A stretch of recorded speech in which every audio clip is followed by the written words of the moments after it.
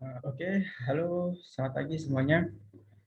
Oke, kali ini aku bakal mengenalin sebuah yaitu Google Colab.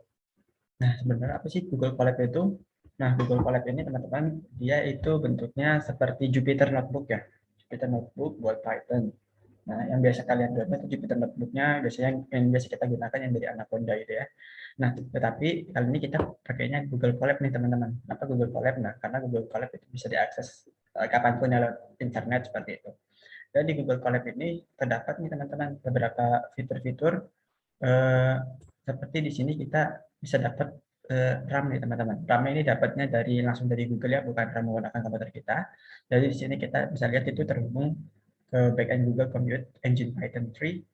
RAM-nya sebesar kita dapat RAM-nya 12 GB dan disknya 100 GB seperti itu. Nah, teman-teman, yang pertama nih yang kita bakal introduction to Python ya. Nah, sebelumnya di Python ini kita untuk ngeprint sebuah angka, teman-teman, sebuah output ya, kita cukup menggunakan seperti ini, teman-teman. Oke, di sini apa? Kita bisa gunain seperti ini, print kurung dua, ketik dua bisa ketik dua bisa ketik satu ya. Salah. Lalu,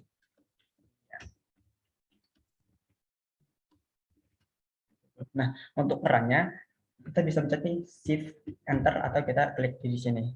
Oke klik pencet shift enter aja ya, biar cepat shortcutnya seperti itu. Nah, dia langsung muncul halo dunia.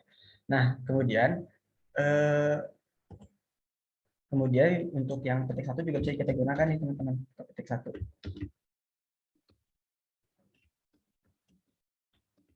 kayak lain deh dan halo pagi gitu ya.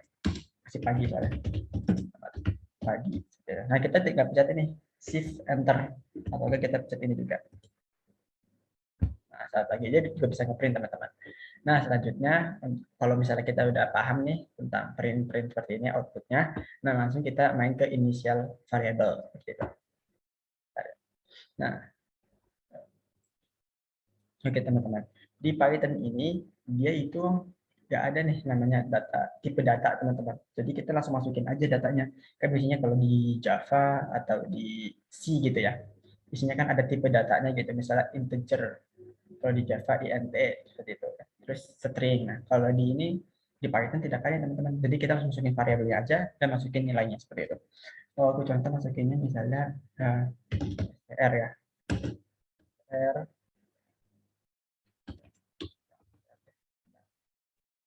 R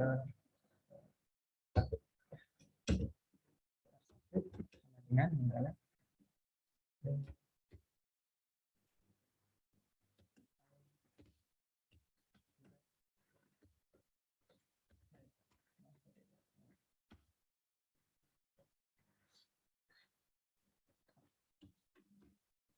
nah terus kemudian uh, untuk ngeprintnya ya tinggal klik aja nih str1 seperti itu.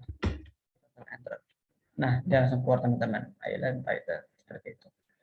Nah, kemudian kita tambah lagi kalau misalnya kita pakai variabel banyak nih, terus gimana cara ngeprintnya dong? Oke, nah, aku tunjukin misalnya. Ya.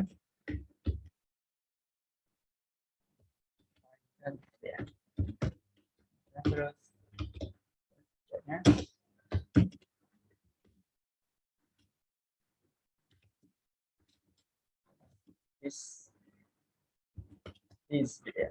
Terus selanjutnya str4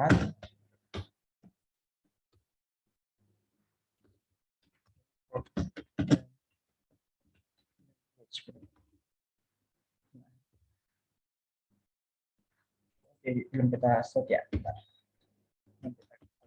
str2 nah tambah aja langsung ini. Jadi kita nggak usah print lagi, langsung kita keluarin seperti ini. Nah, dia langsung keluar teman-teman. Nah, untuk ini kan biasanya dia nabrak ya. Biasanya dia kalau nabrak kayak gini, kita kurang spasiin aja di sininya. Ini karena dia terlalu mepet bacanya.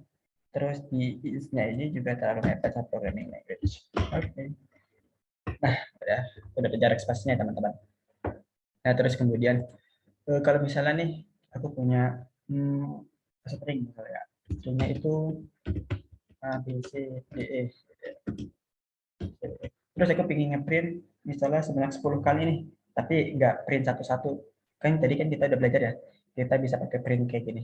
Nah, tapi aku nggak mau ngeprint satu-satu nih, gimana caranya? Bisa aja kita langsung kali, misalnya kita mau ngeprint berapa? 10 kali. Langsung gitu aja. Terus kita shift enter. Nah, ABCD, ABCD. Nah, terus gimana nih kok bakal kok nyambung terus ya kayak gini? Cara bisanya gimana? Oke, gampang aja. Kita kasih spasi di sini. Kayak gitu. Oke, seperti itu teman-teman. Dia ini ABCDE ini dia contohnya seperti kayak looping ya. Misalnya kita ngetik for gitu-gitu. Misalkan kita for INTI terus bla bla bla I plus plus terus nanti di bawahnya baru kita pasang eh, ya apa kodenya seperti itu kan.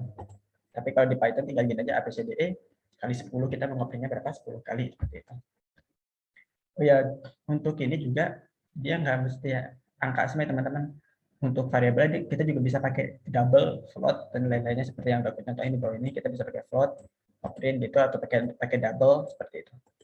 Nah, selanjutnya aku ingin nyoba kita pakai list deh. Nah, di sini apa teman-teman? Di sini seperti angka nih seperti angka, seperti array teman-teman seperti array. Nah, untuk cara deklarasinya gampang. Kita tinggal gini aja. Terus pakai kurung siku ya. Kan biasanya kalau array kita pakainya kurung kurawal ya. Kurung kurawal yang kayak gini. Nah, kalau di ini kita pakai kurung siku aja. Terus kita masukin nih nilai-nilainya. Misalnya A, bisa di E ya.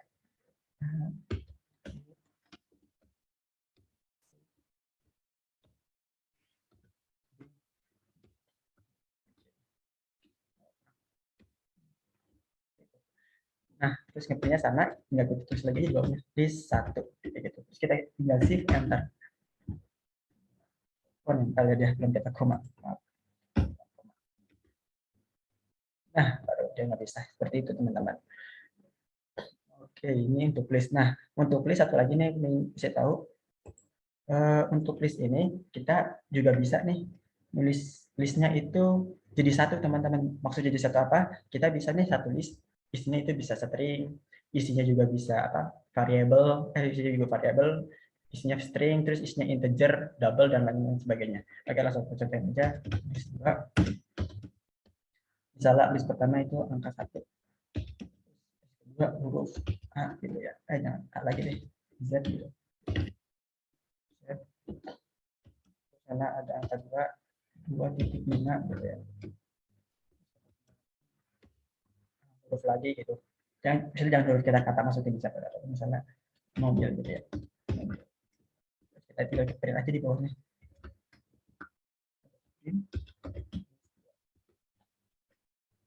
Nah, dia tetap kebaca teman-teman.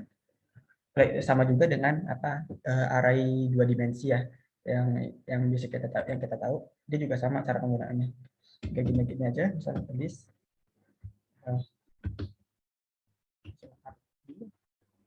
kayak gini kita kita bikin soalnya misalnya isinya ada kambing ya.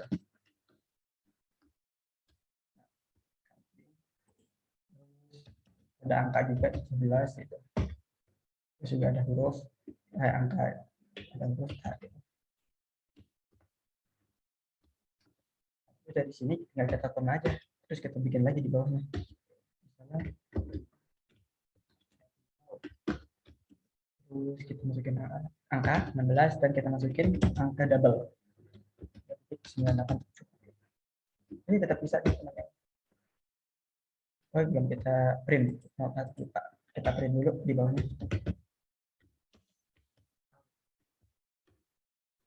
Nah, dia tetap tetap keluar teman-teman hasilnya seperti itu. Nah, terus satu lagi aku pengen ngasih tahu nih. Kan di array kita bisa pakai ini ya. Di array. Nah, di Google Colab kita bisa pakai teks. Nah, teks ini gunain buat apa? Nah, jadi kita bisa nulis misalnya heading, kita mau heading misalnya. Apa contohnya? Welcome. Nah, untuk tulis heading, kita pakai ketik 3 ya teman-teman. Nah, gitu kan.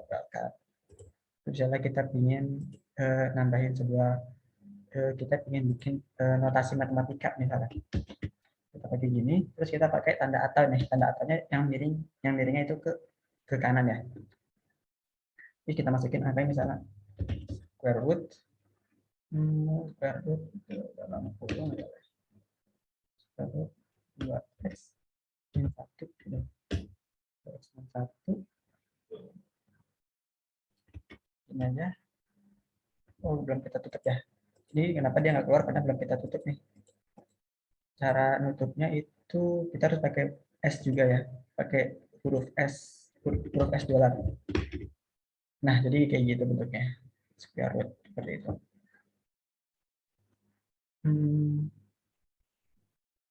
Oh iya, untuk cara aku pengen ngasih tahu juga nih cara looping di Python ya. Jadi kayak gini. Ini kode yang udah aku buat. Jadi dia loopingnya kita inisialisasi dulu nih, misalnya alfabet itu kan dari A, alfabetnya dari A sampai O gitu ya.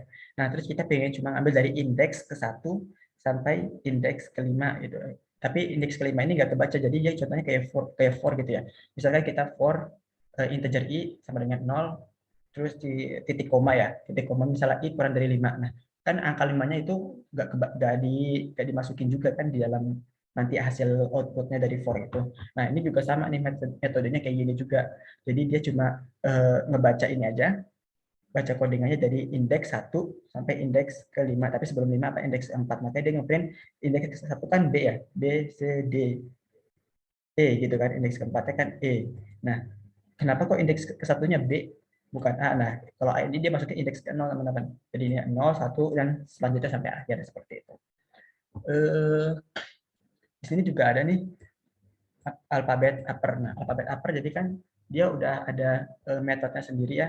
Jadi kita fungsinya sendiri, jadi tinggal kita pencet aja. Misalnya kita ingin jadi huruf alfabet ini jadi huruf besar semua ya, kita tinggal masukin titik upper. Dan kalau misalnya kita juga ingin jadi huruf kecil semua, ya kita juga bisa titik lower gitu.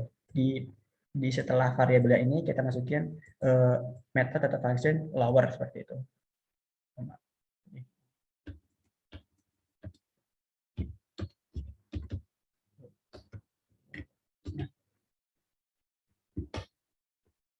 Oke, seperti itu. Oke, mungkin hari ini sekian penjelasan aku. Jika ada salah kata, mohon maaf. Terima kasih.